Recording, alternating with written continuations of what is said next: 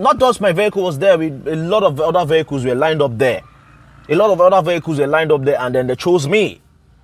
Come on, they saw bad market too. Bad market, and they meet.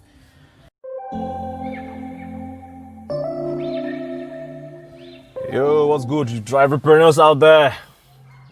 You're all welcome to the Driverpreneur channel. And you know, this story time I'm about to do, I almost not do it, but I know definitely there's somebody out there who's going to benefit from this story time.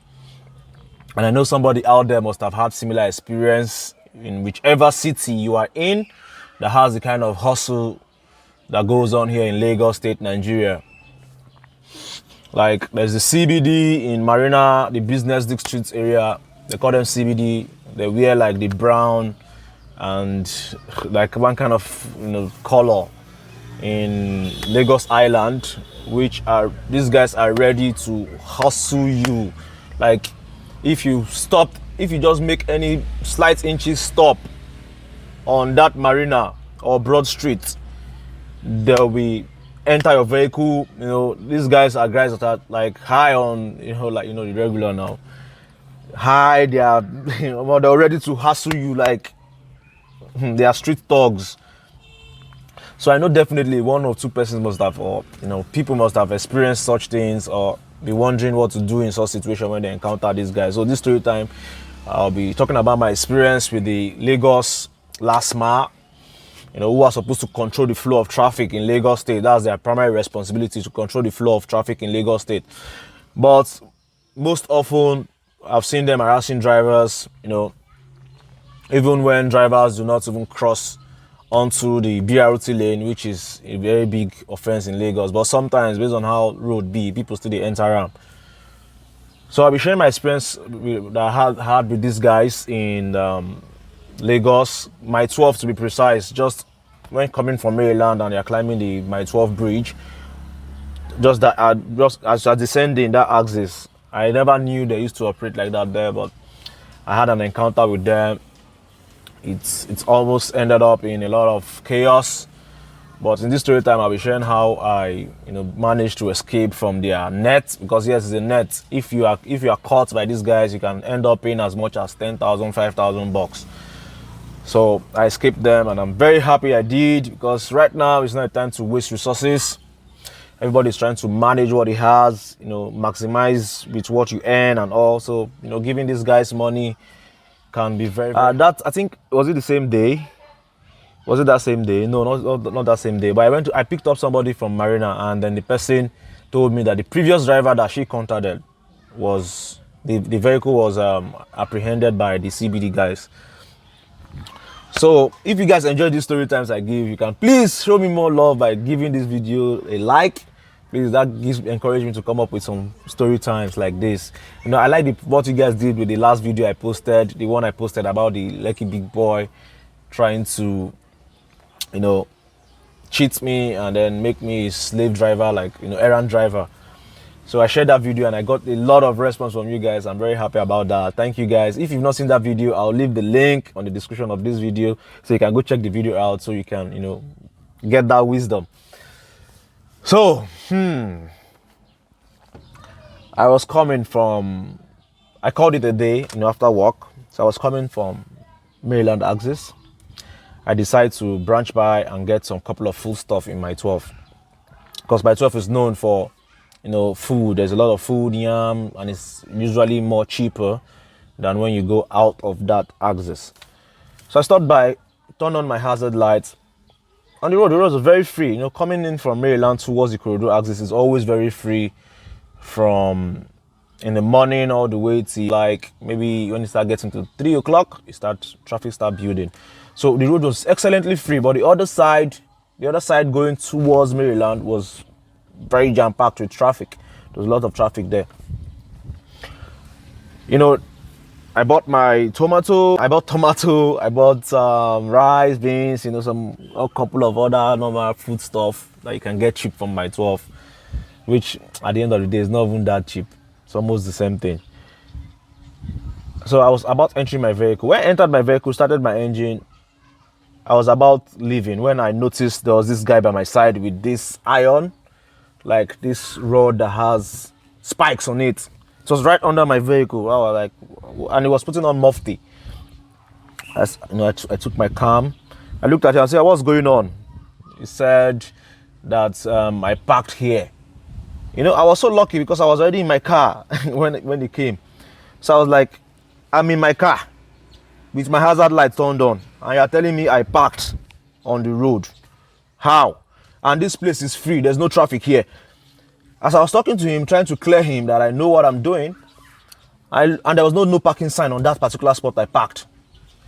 So I looked over the road where the traffic was, and I saw a towing van with some of their guys in the towing van, with it, as in coming with the towing van on that traffic lane. I was like, this guy wants, because if they have a towing van, they have more power over you, because if you say, okay, you want to just park the car and then lock the door, they can tow your vehicle away.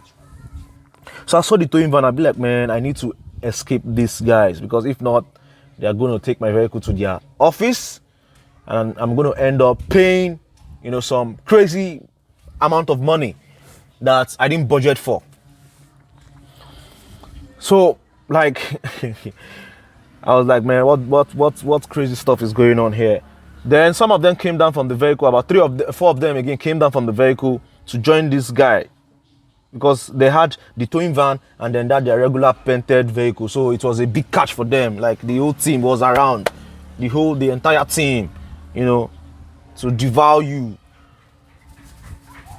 Then I said, wow, I need to do something. I came out of the window, I like peeped the spikes. I saw this thing has spikes, but I wasn't sure if it was going to puncture my tire, because I've actually run over a spike before in the past and nothing happened to my tires. So I was scared, like, won't this thing puncture my tire?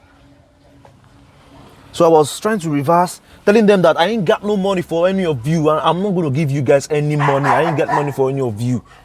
You know, they were acting like, let's see now, it's like you are this, that. I say, I'm not going to give you guys any money. They brought out their phone, started videoing me, started recording my license plate and all. I was like, it pained me because I was a bit agitated then. I would have asked that guy, please, can you give me your number so you can send those videos to me? So I was going back and forth. Then I looked. At some point, I looked and I saw that my tire was already on top of the spike. Then I was like, wow, man, these guys have condemned my tire. And nothing happened to my tire. I just zoomed off, drove, and there's no way they'll put how much fuel do they have in their car, in their vehicle. They are under targets. Not just my vehicle was there, a lot of other vehicles were lined up there. And then they chose me. They saw bad market too. Bad market. Nine they meet. So guys, that's how I escaped, you know, the LASTMA guys. You know, and if you drive in Lagos, you know how these people can mess your whole entire day up. Like, they will just literally make your day wasted. You know, take your car to the office, then they will not start telling you, negotiating with you, that they will write tickets for you. You not try to start, you know, because they'll tell you the tickets will be like about 70,000 or 80,000. Then you not try to start negotiating with them that, okay, please, how can we do without the tickets? Then at the end of the day, before you know it, you will pay like 5,000, 10,000. Mostly that's where they like capping the 10K. If you don't have 10K, no deal, because once they tow your vehicle, they'll say you are the one that will pay for that towing service. So guys, I am so glad, you know, I escaped these thugs. These guys are thugs. If you know the ones that work in the airport, those ones are worse. Those ones will come with you with so much aggression. If you want to even like drag with them, that okay, you won't tow my vehicle, I'll stand in front of them, they will crush your leg. So I'm so sorry, I'm sounding like very agitated, like, but that whole thing got me pissed off, because I know definitely there was a driver somewhere that is experiencing the same thing, that was probably even caught. So guys, stay safe out there. You know, it's a very tough place we live in, but we'll try to create our own heaven. But be safe, try to apply some of these little tactics that I share. You know, please always make sure you look out, as in you are very conscious. And maybe if you are around the highway, please always enter a street. Don't park on the highway. Maybe that's with of course that will help you for them not to even, because if I was not on that street, nothing of such would have happened. So always try to, if I was not on that major Ikorodu road, nothing like of such would have happened. I would have cleared a little bit into the street. So you always try to clear into the streets. If you're on the major highway, let's say Lagos Badagry Expressway, you know, all those the major highways, clear off into the streets, you know, so you don't end up paying money you didn't budget for. So it's from the driverpreneur to all you guys out there. I'm saying peace.